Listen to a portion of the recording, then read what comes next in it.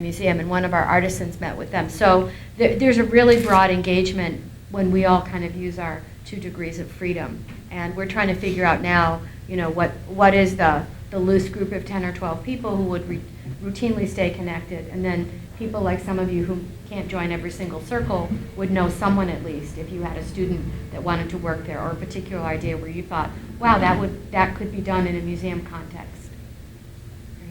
And we learned a lot, of course, when you're planning to go, some things, and then you get there, and there's still a lot more to learn, but you get a lot more perspective on some of the things that you've been talking about in theory. And so these next few slides just give you some snapshots of the types of observations and experience that we were able to have, which we owe a great deal of gratitude for to Dr. Santana, because he and his team organized an incredible 4.5 days for us there.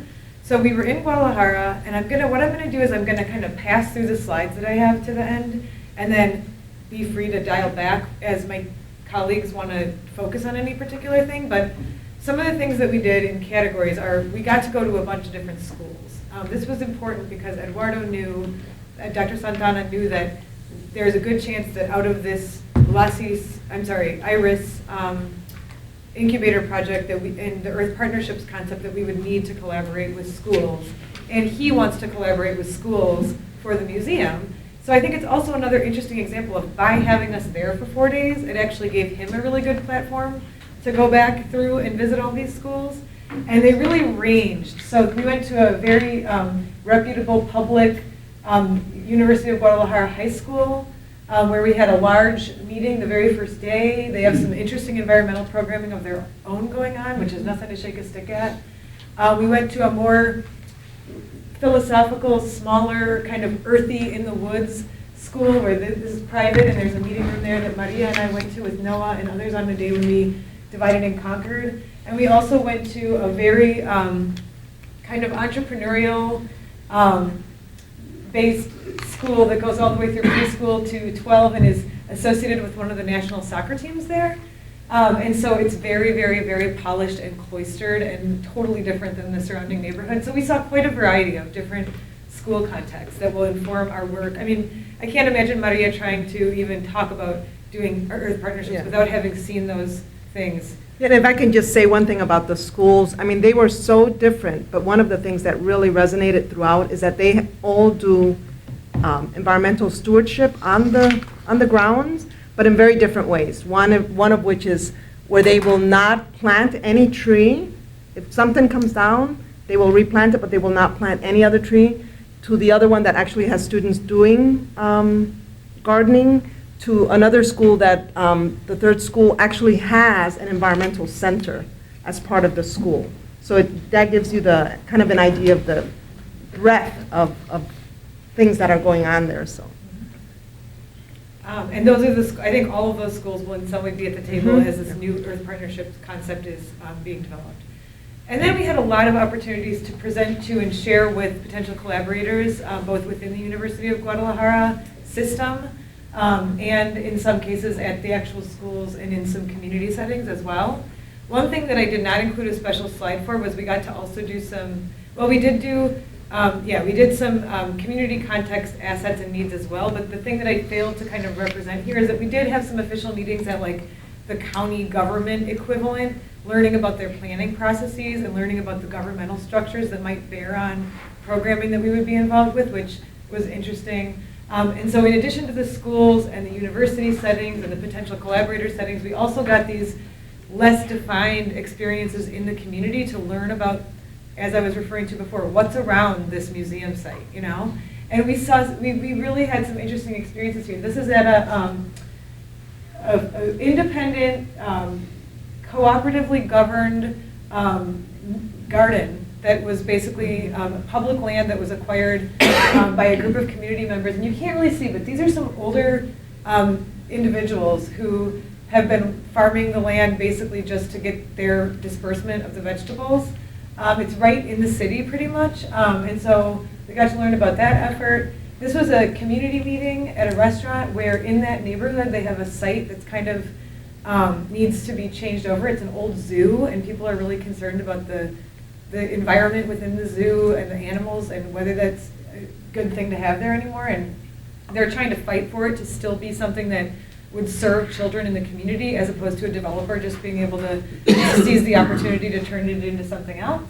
We got to hear a great roundtable about that. I think another opportunity where I'm not sure if that meeting would have happened if we were not there, and I'm not trying to take credit for that because we saw the same thing happen on our side. By our colleagues coming from Mexico, we went to the urban ecology centers as a group and things like that. So I love how these exchanges lead us to learn about our own environment as well.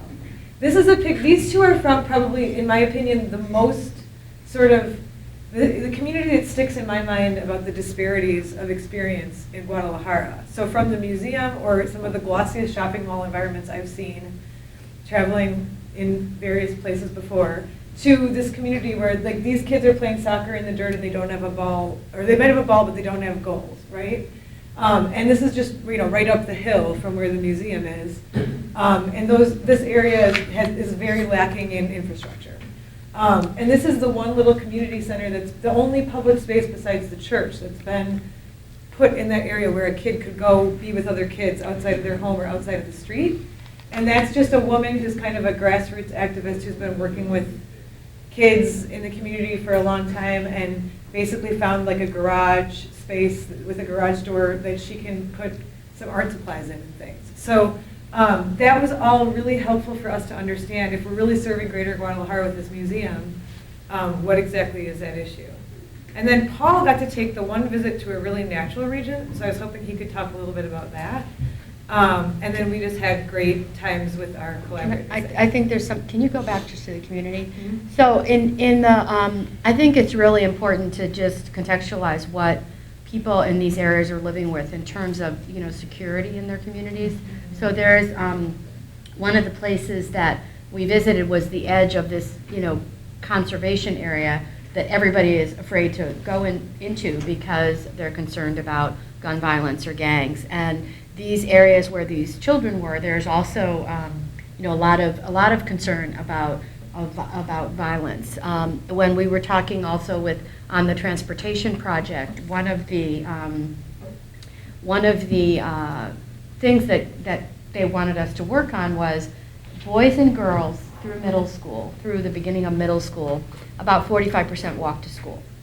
Once the girls turn 13, the boys continue to walk to school at that 45% level, and it drops to like 10% of girls walk to school. Everybody else is given a ride because people are really concerned about the safety of getting to school. I'm not talking now about going to a party at 10 p.m. So it's a really family-oriented culture, and I love the culture and the people so much. So I'm evoking the wrong thing by just talking about the danger. But this is what they're facing that is really a barrier to the community development. So if you thought people might want to do some kind of ecotourism business in this beautiful park, well, a lot of people might not be willing to come to that neighborhood. So there's a big challenge that they're facing that I just wanted to add to what you shared because it's just ground zero for folks who are living with this stuff. And I didn't do a good job representing this, but I mean, in a lot of the neighborhoods too, just even having clean water or safe egress and to your home, those were pretty severe concerns. And this is not a low-income country, so there's real disparities in access to water and clean air and chemical pollutants, more like what we see in the United States. So don't be looking over the fence. Well, there's no fence, thank God, but don't be looking over thinking that's not us. It's a lot like us in terms of the kind of problems they're having in Guadalajara. And those of you who are from Mexico should correct me if I'm saying something that you think is going to create a misperception. But I just wanted to. No, it's exactly what you were saying, but it's good that you said that that's not dissimilar to what happens in inequities here in the United States too. Mexico is not a poor country, but there's a lot of income inequality and service inequality and all kinds of stuff, definitely. And it's a beautiful city. Guadalajara is a leading city. They host international conferences from all over the world. It's one of the 100 Rockefeller, one of the 100 cities for the Rockefeller Foundation, Guadalajara. So I want to make sure that we do a little time check, because I think Paul would like to talk a little bit about his experiences observing kind of the more natural environment in this surrounding area, and maybe some other reflections. And then I also want to make sure we check on Eduardo. Is he still trying? He has it, he has it. He may try to call at some point, Okay. at which point we'll tap him in. So we got a chance to see some of the surrounding area, and this is looking off from the University of Guadalajara campus. One of the days of our visit, and this is the valley that you can see, and where the river that's principal to that area runs, but it also suffers with very extreme pollution. And then I thought maybe I would sort of end there and let Paul kind of talk about, he got to take a special trip to observe some of the natural environments. And do you want me to pull up your slides, Paul? Yeah. Okay. Well, how much time do we have here? Well, we have 14 minutes till the end, and I think maybe people want to ask questions. He said fill that. I think that if you can, yeah, you don't need to fill it, because I think we can do questions too. So however you'd like to do it, and I'm sorry, it'll take me a moment to get this. Well, as just to explain where I come from, which is what this little presentation is about. There we go. Yeah, you want to fire it up? Yeah, sorry. Actually, can I? Yeah, you can drive. Oh, There it's it is. back. So you just click the touchpad to advance it. All right, so I'm clicking. Let's do that. Yeah, I mean, like a lot of people in my field, our challenge, save as much of nature, and by that I mean natural ecosystems, without getting into that, in the face of still expanding populations. Yes, we're headed towards what may eventually be a decline, but right now the population is still increasing. Wildlands are still being converted to agriculture in cities and so on. And of course, we have the problem of rising expectations for consumption. Okay, now here's, why should we do that? It's a lot of trouble. A lot of people tell us there is no nature, it doesn't matter. Well, we do it because, first of all, it's morally and ethically right. But actually, we're going to have a seminar by Emeritus Professor Bromley, who's going to tell us apparently that this is completely haywire, which I find interesting. What's haywire? Sorry? What's completely haywire? That it's morally and ethically, there's a moral basis for conservation. That we do it because it's the right thing to do. But there are also ecological services. It's not just about being goody two-shoes. It's also about creating a habitat that gives us the services that we need. And then the psychological and physical health, including Shinrin-yoku.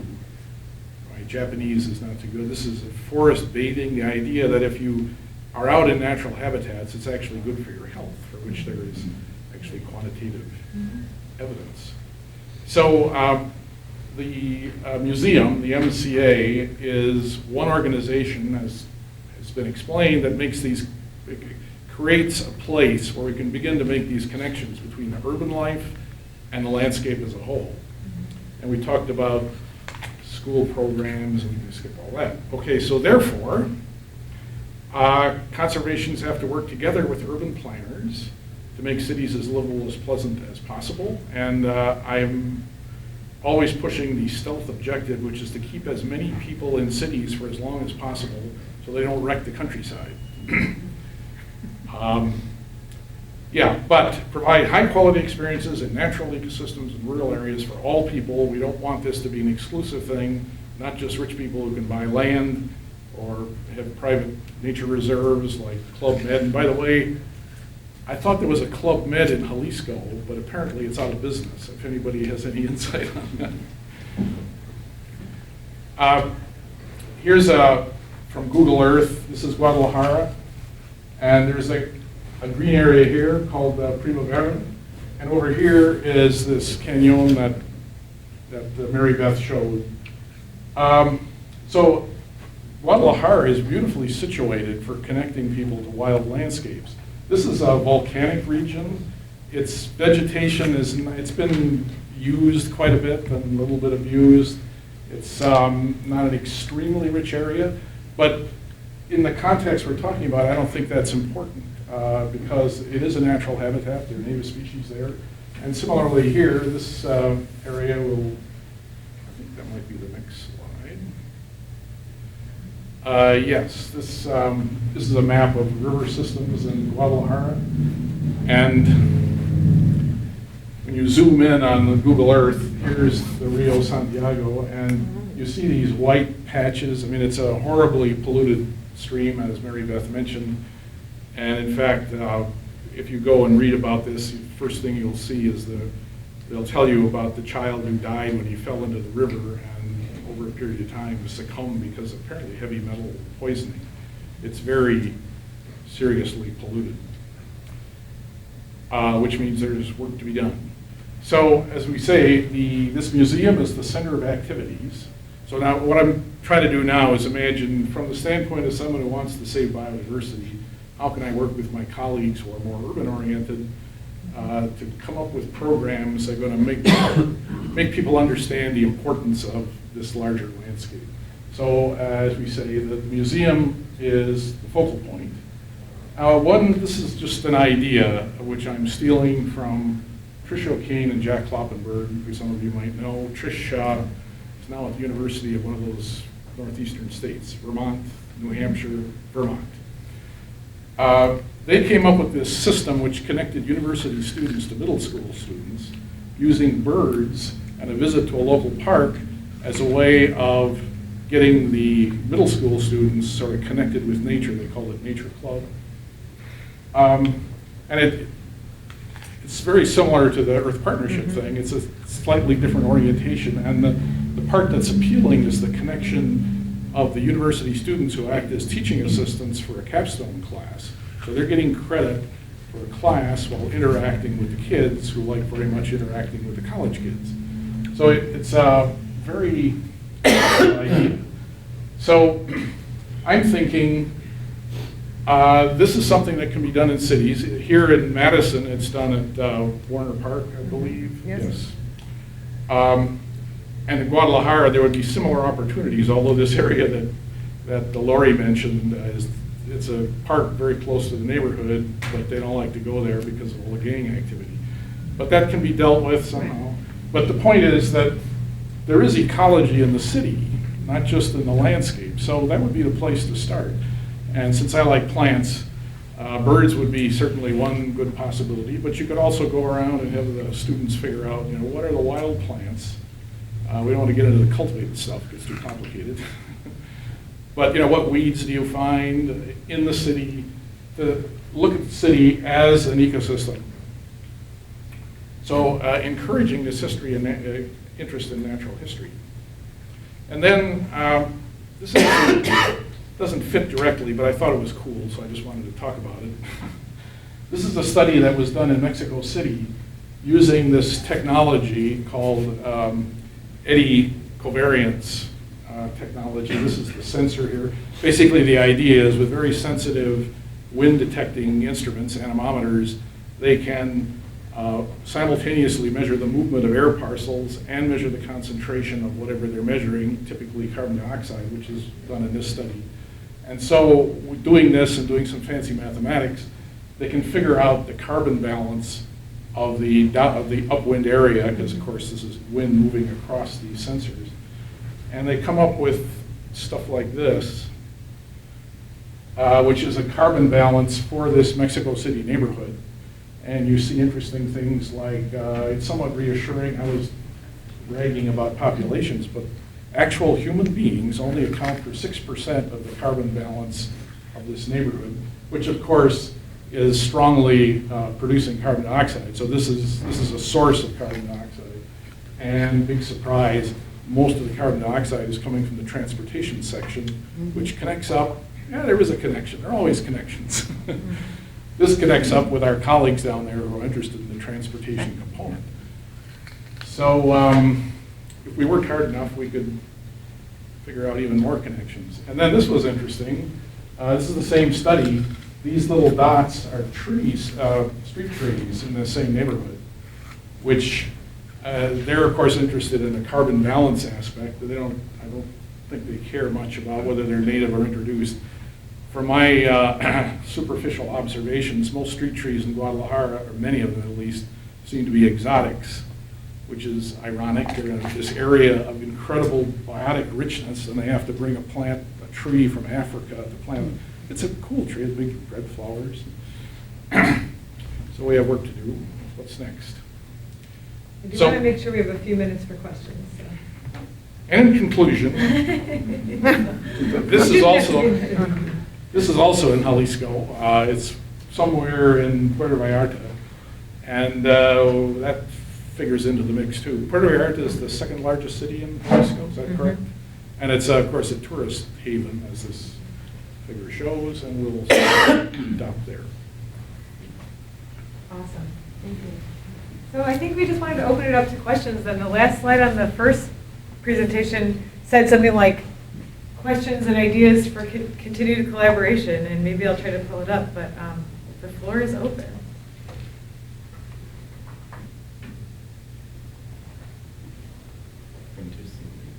Or maybe I'll prompt something, because I know there's someone in the room who's done agricultural stuff in that area. Matt, right? Was your stuff in Jalisco, or was that elsewhere in Mexico? What? No, I'm here in Jalisco.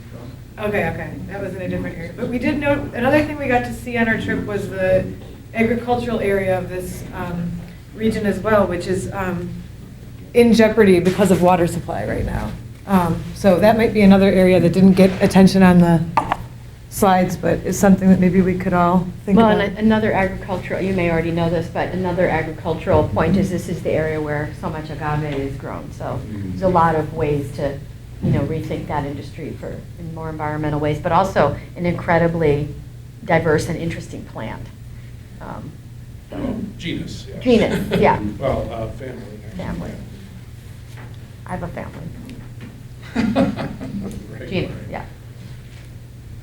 Any questions or comments? We have, I wonder if part of this project is something similar that our universities do. Especially here in Madison, there's something called the University Year Partnership, in which they partner with municipalities to work on projects that the municipalities might not be able to do on their own because Yeah. they don't have enough resources.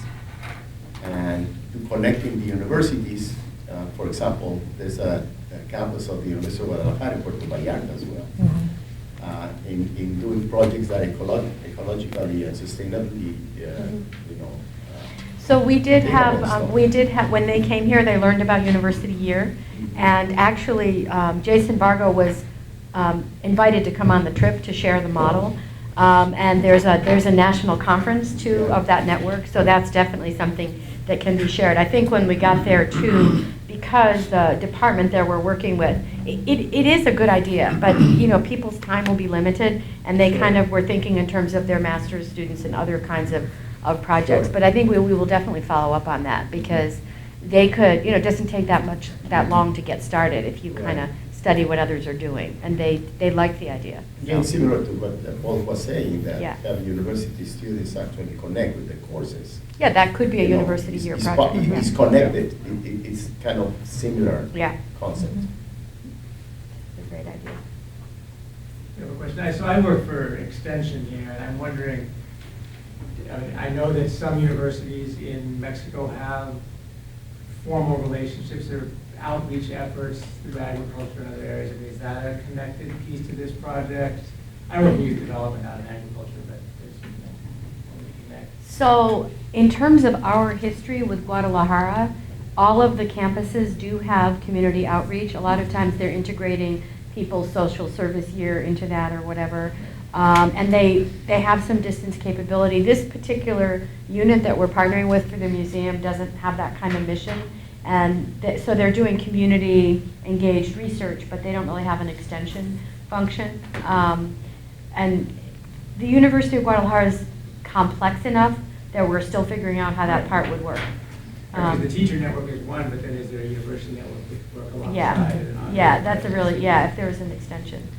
From a really like kind of systems and official view of things though, I was really encouraged by the fact that the MOU that we have is really system to system, because I feel like that is those are the right units to be thinking of when we're thinking of this collaboration. Even though this project does not encompass all that, I think that there's a lot of opportunity in the future to look at ways that those could be the units that are talking to each other through a more stable network. Well, and another interesting thing about them structurally is, believe it or not, the University of Guadalajara is the unit that administers all K through 12 education in the state. So it's part of their, it's not just like you have teachers and so there could be ways that they could learn from extension models for sure. But they're running the K through 12, so. Yeah, it's a whole system. Yeah. All the way from Unbelievable. K-16 basically, and beyond. But, go ahead. Just when is the museum going to be finished? I wish Eduardo was on the phone. A year because- from December. Is that December true? 2018 is, you Okay. know, these things, okay. Something will happen by then, but they're hoping that will open by, and it, you know, progress is being made, so. Uh-huh. Do you know where they obtained the money to build that museum? Because I feel that's an amazing idea. It's amazing. It's amazing. I think they're still raising money, but it's been one of these public-private kind of partnerships, and it's part of a whole redevelopment. So you saw that one picture without the context. There's a library, there's a huge theater that has like opera and rock concerts and whatever, and there are hotels. So they're trying to become a conference center, you know, that would just knock your socks off, as well as this university-based museum. And they also have, just to show you the scale of it, they're planning to have, like, the university is planning to have a fleet of solar-run cars, you know, electric cars that are solar charged, to try to reduce what they're doing. So their plans are huge. So the idea also is that museum is going to be a building like a green building itself? It is LEED It is, certified, yeah. yeah. It's LEED certified. And it's like almost a piece of Swiss cheese. Like it's in the middle there, and they wanted to design it so that when people are crossing, they would prefer to go through them rather than around. And so you can just see that, right? But I think that, you know, I'm hoping that what will happen is as the plans develop in Guadalajara around this, you know, flagship project that will be such an easy feature for us to want to stay apprised of, and with this kind of network building that LASIS will be, you know, one of the many units on campus, but certainly a key one, that we can keep corresponding with, because each of the people on the delegation visit are writing a new concept paper of their own, just as one example of the way we're really trying to make sure that tentacles grow out from this initial incubator. And I think students and faculty on campus alike we are going to want to engage with as many as have something to offer to the project. What are the next steps from UW point of view? I will be going down to Guadalajara on the 3rd of April, and we're going to be having a kind of a roundtable with key individuals and schools, and that would be a 2-day meeting. And the goal of that is to kind of identify how we're going to turn an Earth Partnership workshop or institute that would fit them and their needs. And then from those 2 days, then we're going to do 2 days of workshop with 3 schools to try to then refine what was suggested, that it works for the schools and the youth, and then from there plan to do a 1-week institute with teachers and youth. And I have to say, In the summer? in the fall. In the fall. I have to say also that one of the things that's come out of this is that the museum has just hired a coordinator that's will work with me, but she'll be the person doing the Earth Partnership component from the museum.